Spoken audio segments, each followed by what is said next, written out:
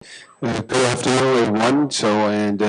I can see a lot of people with some of the experience, and I also see a lot of the young face.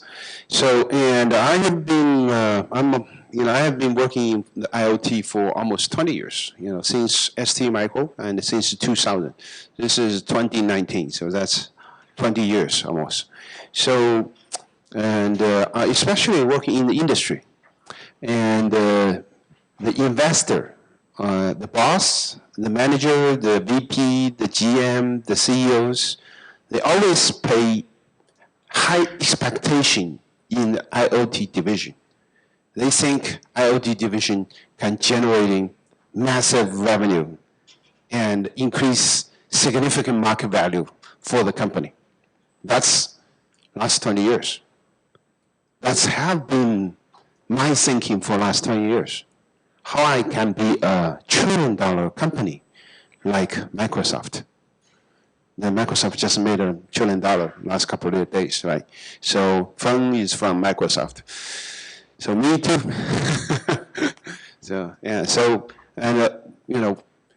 I will explain to you guys what I thinking and what we should ride the ride of the IoT and start the next $10 trillion revolution. So first, a couple of things. It's only 20 minutes. I will make it quick. So the first, I will slightly explain what Alibaba Cloud, it's important.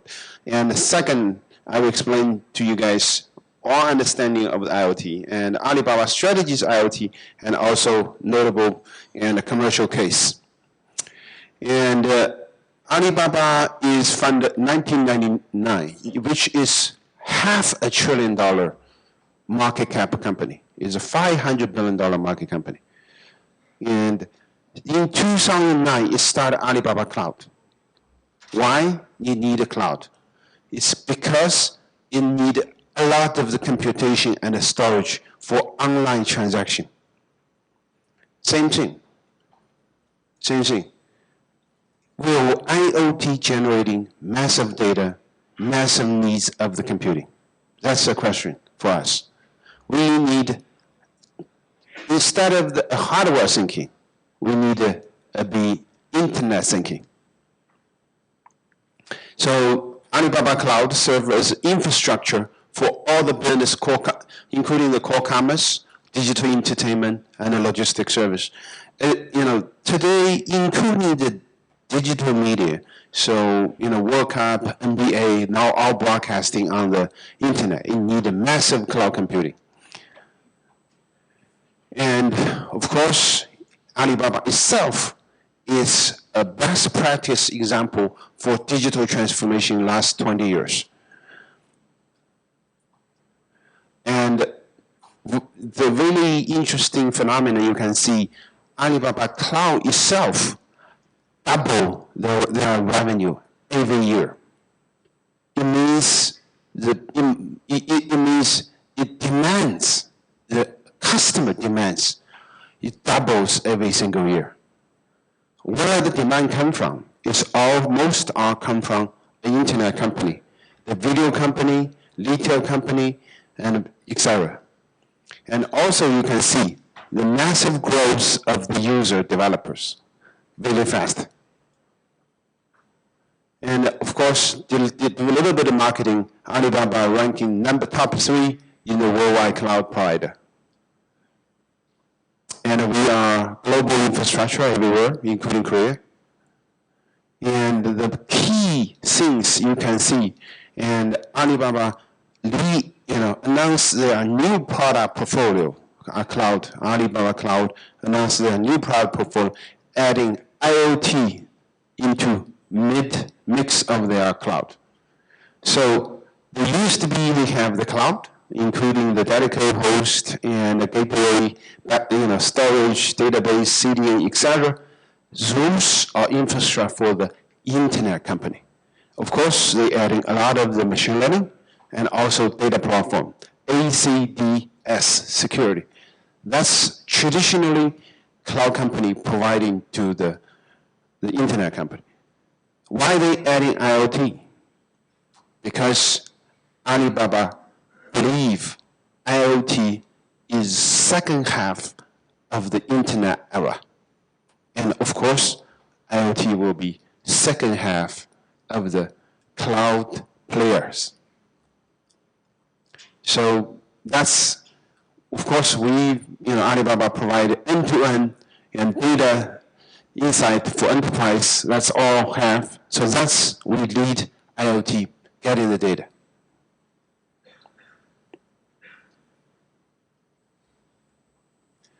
Of course, and Alibaba providing digital transformation for a lot of industry, including retail, financing, manufacturing, media, logistics, etc. So what do we do so far, Alibaba Cloud? We only did transformation via ERP, CRM, financing, blah, blah, all those stuff. But IoT, we need their physical retail store, the payments tools, and also the factory need to be digitized. So that's a short introduction about Alibaba Cloud. So let me explain a little bit about what we are understanding about IoTs. Really interesting stories, and I have been talking. So why make Google, Microsoft, Amazon so rich? What do they do differently? They did one thing, actually. They didn't drive the Moore's law. Who driving the Moore's law? It's the semiconductor guys. I have been spent 15 years, STMicro, Bosch, Intel, 15 years in the MEMS and the sensor industry, and semiconductor industry. And we think, semiconductor guy, sensing guy, think we drive the Moore's law in terms of computing, sensing, storage, etc. What did they did? Internet did, company? They actually did a more important thing. More important thing, they digitize the language-based knowledge. Now I finally realize, that's work is important. More important than driving a circuitry, writing a circuitry, writing a PCB board, and design an RF circuitry. Digitize the knowledge is a revolution until I joined Alibaba. Before that, I always, when I was chief scientist of sensing lab of Huawei, I think, what did Alibaba do? You're did nothing. APP on the Apple. What big deal of it? Actually, it is a big deal.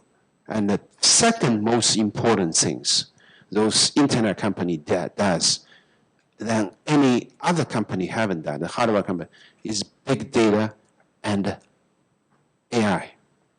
Machine learning. They have massive data, and they also have the massive AI capability. So they really understand the consumer. So they are more advanced in AI than most of the sensing company, hardware company, and the system company. Now I'm thinking, as a hardware guy, I already missed the tide of internet.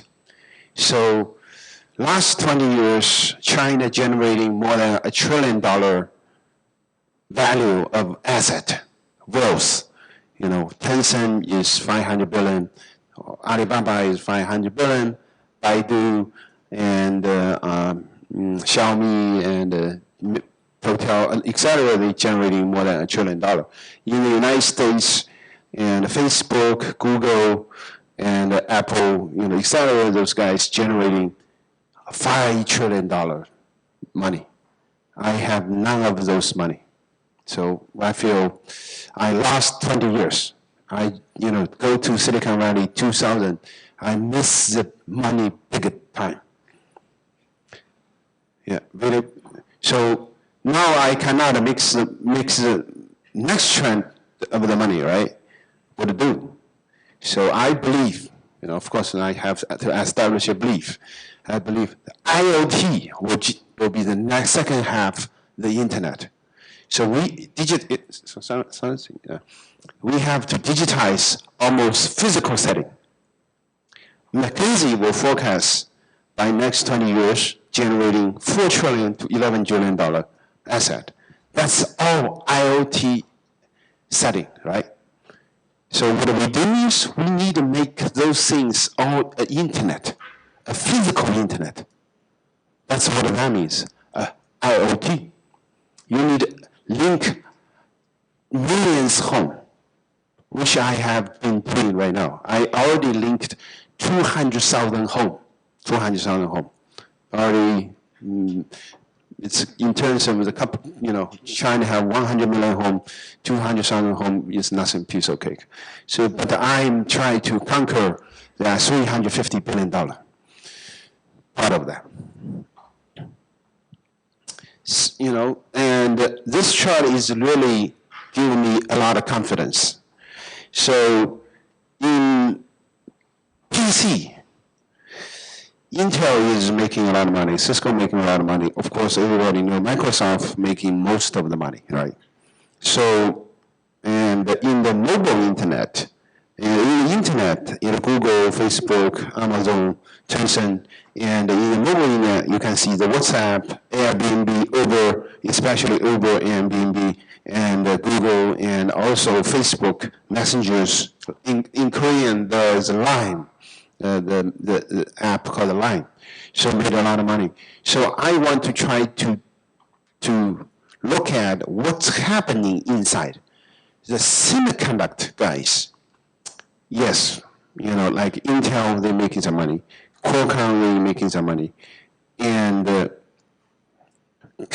and also hardware guy, like Apple made the money. And Huawei, Oppo, Vivo, Xiaomi, Samsung, LG made a lot of money. But who made most of the money? Of course, Microsoft, Google, and Facebook, Airbnb, those guys. So what we do is we should, as a IoT guy ourselves, we should, number one, we need to continue focus on the technology, including the low power, security, and protocol, all etc. But we have to transform our mindset. We should not think as a system provider or protocol provider. We should not consider us a China Mobile, AT&T, Verizon. If we become a Verizon or AT&T, then we were missing our big monies. So we need to do is we need to dive into it and digitize a vertical and link all of them, make an internet play. So, of course, in the next 20 years, we will have tens of billions, maybe even trillions of sensors running, and how we make it data-driven and also internet play. And I'm looking back, a couple of things. For the last 100 years, we able to achieve the connection and the network. And also, we will, last 20 years, we will give IP, V6 to everyone. Okay. This is, of course, IoT, machine-to-machine talk. We will have to focus, make every device on the internet a person. A person, very important, a person. And if we continue think we are using a WeChat, the WeChat is display a text for people to read. But we need to figure out, we need to make every device a robot on the internet. It have autonomous intelligence. Of course, we also build a digital twin for the physical world. We need to learn from Android. They have a hardware abstraction layer. What we need to do is we need to build a digital abstraction layer so we can make all the hardware include all the hardware plug and play. So including Microsoft, including Azure, including the Microsoft Azure, they are learning from us. They say they want to also build a digital abstraction layer, and they're making every hardware plug and play into their cloud. Of course, we need building a virtual data pipe to the cloud. So short summary, we think IoT is just a bridge from the physical world to the digital world, and which is not enough to sustain their business. That's what we are believing. So I have been thinking for the last 20 years. So as an IoT guy, we do device, edge, cloud. That's our product. And that's not enough make us rich. We need to figure out how to make us rich. I will use the next 5 minutes to explain that. So this is Android, hardware abstraction layer. This is IoT, physical abstraction layer.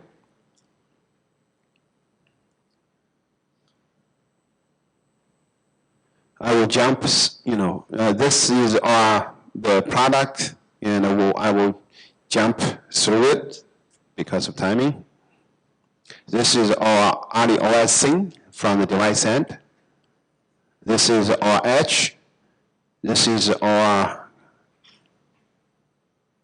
the cloud jump through. So this is device, edge, wireless network, and the cloud platform. That's the IoT definition as a product, as a cloud company.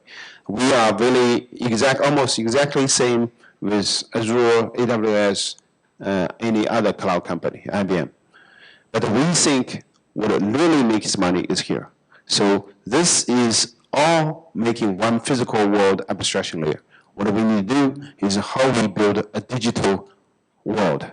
And once we build a digital world, we will generate a lot of data. And then we can become an internet company. So that's how we think we should do that.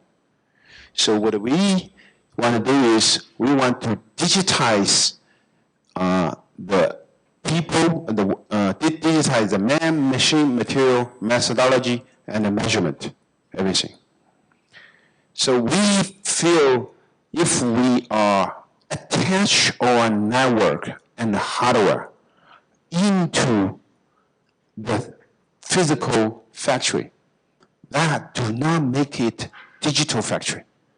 That will not be an internet play. That's still a hardware play.